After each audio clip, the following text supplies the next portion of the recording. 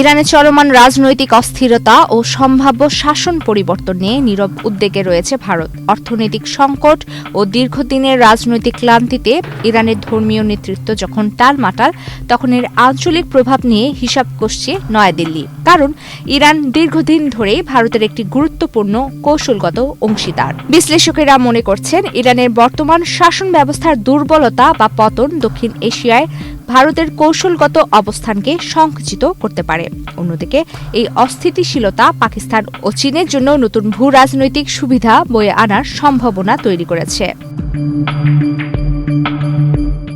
ভারতের পশ্চিম সীমান্তে পাকিস্তানের বাধার কারণে আফগানিস্তান ও মধ্য এশিয়ায় পৌঁছানোর একমাত্র নির্ভরযোগ্য পথ হল ইরান।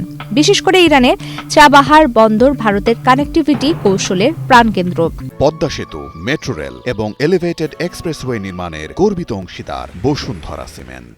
এই বন্দরের মাধ্যমে পাকিস্তান সীমান্ত এড়িয়ে সরাসরি মধ্য এশিয়ার দেশগুলোর সঙ্গে যুক্ত হতে পারে নয়াদিল্লি। ঐতিহাসিকভাবে তেহরানের শিয়ার নেতৃত্ব ভারতের স্বার্থ রক্ষা এবং পাকিস্তানের সুন্নি চরমপন্থী গোষ্ঠীদের মোকাবেলায় সহায়ক ভূমিকা পালন করেছে।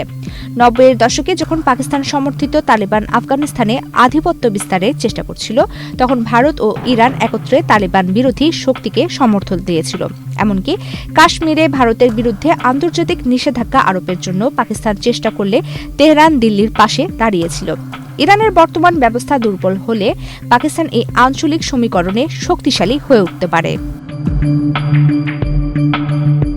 ইরান বর্তমানে ভারতের ৮ম বৃহত্তম বাণিজ্য অংশীদার। গত এক বছরে দুই দেশের দ্বিপাক্ষিক বাণিজ্য ছিল ১৩০ থেকে ১৭০ কোটি ডলার। চাবাহার বন্দর ও সংশ্লিষ্ট প্রকল্পগুলোতে ভারত এরই মধ্যে ১০০ কোটি ডলারের বেশি বিনিয়োগ করেছে। ইরানের শাসন ব্যবস্থার আমূল পরিবর্তন বা অরাজকতা সৃষ্টি হলে ভারতীয় করদাতার এই বিপুল পরিমাণ বিনিয়োগ অনিশ্চয়তার মুখে পড়বে। ভারতের উপস্থিতি ইরানে চীনের একক আধিপত্যের বিরুদ্ধে একটি ভারসাম্য তৈরি করে। তবে ২০২১ সালে সই হওয়া ২৫ বছর মেয়াদী কৌশলগত চুক্তির ফলে ইরান বর্তমানে চীনের দিকে বেশি ঝুঁকে আছে। ২০২৫ সালে চীন ছিল ইরানের বৃহত্তম বাণিজ্য অংশীদার, প্রায় ১,৪৫০ কোটি ডলার। পশ্চিম নিষেধাজ্ঞায় জর্জরিত ইরান তেল বিক্রি ও অবকাঠামোর জন্য বেইজিংয়ের উপর নির্ভরশীল।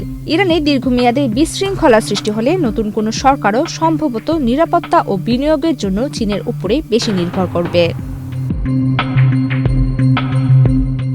সাবেক ভারতীয় কূটনৈতিক নিরুপমা মেননরাও মনে করেন, ইরানের বর্তমান পরিস্থিতিতে ভারতের উচিত হবে অত্যন্ত সতর্ক অবস্থান নেওয়া। সামাজিক যোগাযোগ মাধ্যমে এক্সে তিনি লিখেছেন, বাইরের কোনো শক্তির পক্ষে ইরানের পরিস্থিতি নিয়ন্ত্রণ করা সম্ভব নয়।